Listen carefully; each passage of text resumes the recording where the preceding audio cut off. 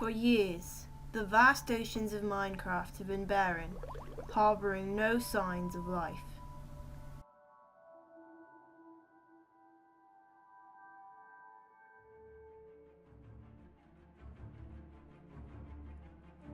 Until now. At last, life has emerged from the depths.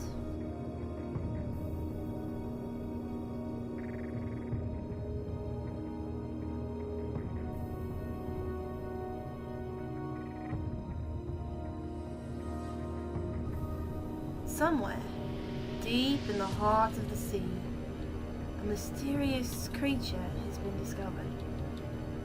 Where did it come from? More importantly, what does it want?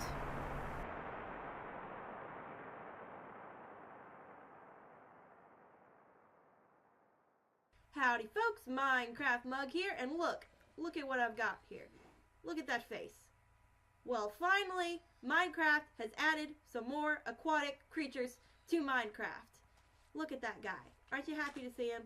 Finally, we have turtles, and we have other sea life as well that we'll be talking about in just a minute. Actually, there is so much awesome stuff going on in this update that we are going to have to just speed through this video and try to hit all the most major, awesomest points. So, without further ado, let's begin. So, let's talk turtles. Well, the first thing to know about the turtle is they live in the water. Second thing to know about turtles is that if you are a cold and heartless person and you kill one, then they will drop to seagrass. Now, there is a much more friendly way to obtain seagrass, which we will show later in the video, so stay tuned for that. So, the third thing that you should know about turtles is that you can breed them. Now, baby turtles don't really serve much of a purpose, but they're really cute, so, it's still worth your time, obviously. So what you're going to need to do is you're going to need to look around until you find turtles who are on land. Now, it won't work if you just grab turtles out of the sea and bring them onto land. The turtles have to already be on land, and they also have to be on sand. So once you find turtles that are on sand land, then you're going to get yourself some seagrass, which, by the way, as I mentioned, you don't have to kill a turtle to get seagrass. So stay tuned. And you're going to pick 2 turtles, and you're going to feed them. And after a few minutes,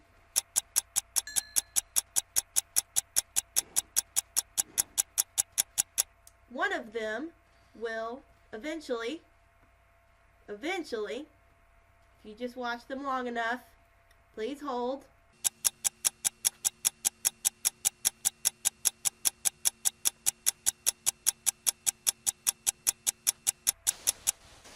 There we go. Eventually they will start kicking and just throwing a little fit there, and sand particles will be going all over the place.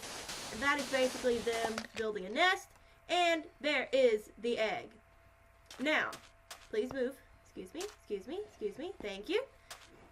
Eggs can spawn in groups of 1 to 4. So as you can see, this one has 2 eggs, and obviously the same amount of turtles will spawn. So this one will spawn 2 little baby turtles. So, next, you have to watch the eggs for a long, long period of time. And since it does take so long for the eggs to hatch, we are just going to skip right ahead. Ooh, look, a phantom.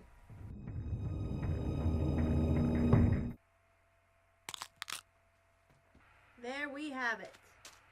Bunch of little baby turtles.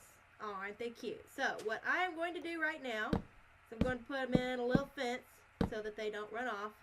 We don't want to lose them, because this leads into point number 3 for point number 4 about turtles. So we're just going to stand here and watch them grow and prepare for another time lapse. And there we go. I guess that was all there is to it. They just pop right up there. So I'm going to let them go now. Bye, guys. There goes one. I said there goes one. Okay, well, this is giving new meaning to slow as a turtle. Alright, move, buddy. Shoot. Alright, well, I accidentally picked them up. But anyway, upon growing up, the baby turtles drop this little item right here. And once you get enough of them, you can place them right into a crafting table. Oh, by the way, this is point number 4. And you can place them into a crafting table. And I think like that. Yes, once you get 5, you can make yourself a turtle shell.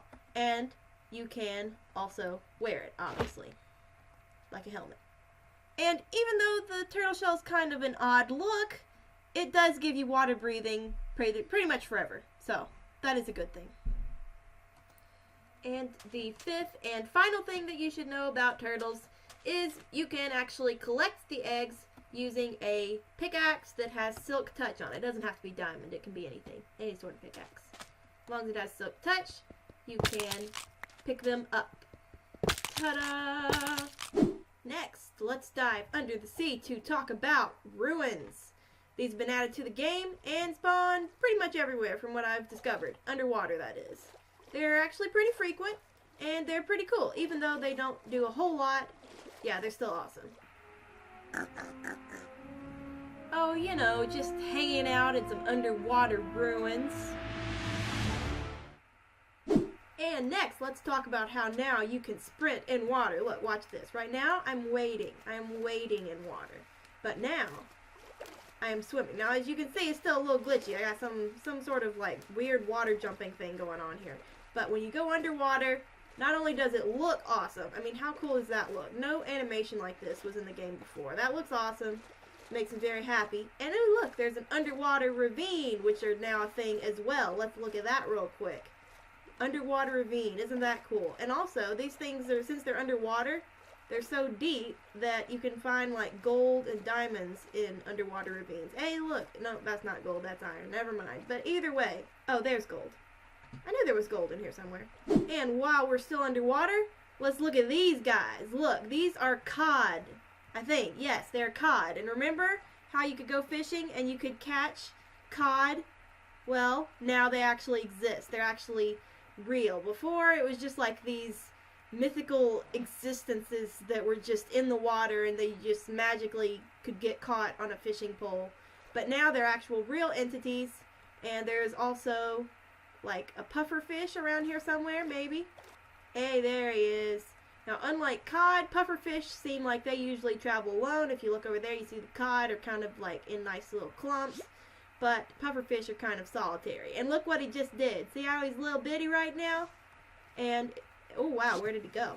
Oh, there he is. See how he came close and he puffed up again because he's real mad. And if I go into survival, game mode survival, if I can spell it, there we go. Game mode survival, and I come near him, he puffs up and poisons me, I think. Yep, there he goes. Now I'm poisoned. Goodbye. Interestingly enough, salmon can only be found in cold water. So, like, look around and you see that there's ice on top of this water, so it is cold water. And I go underneath, and there they are. You can't actually find them unless the water is cold, which is interesting. Something that I find awesome about fish is I can get a bucket, fill it with water, go find a fish. Ooh, where did they go? They were just here. Hey, look, some ruins. Hey, there they are. And I can swim up to them, and if I right-click one with the bucket, look at that. Now I have a salmon in a bucket. Isn't that cool? Oops, I'm dying. Hold on. And we are good.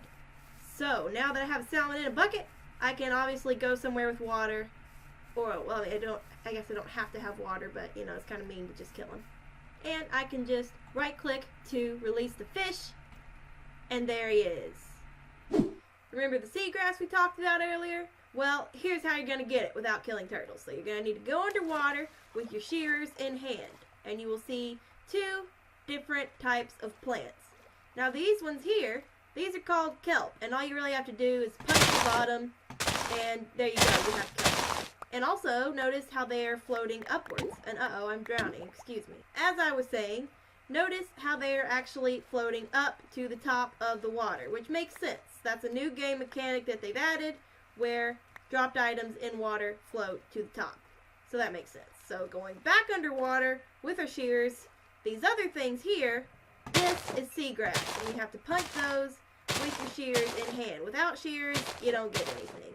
So make sure you hold your shears and you can harvest yourself some seagrass. So as you can see, swimming has made me a little bit hungry. So I've got some kelp, but unfortunately I can't eat the kelp. However, if I take the kelp and put it in this furnace,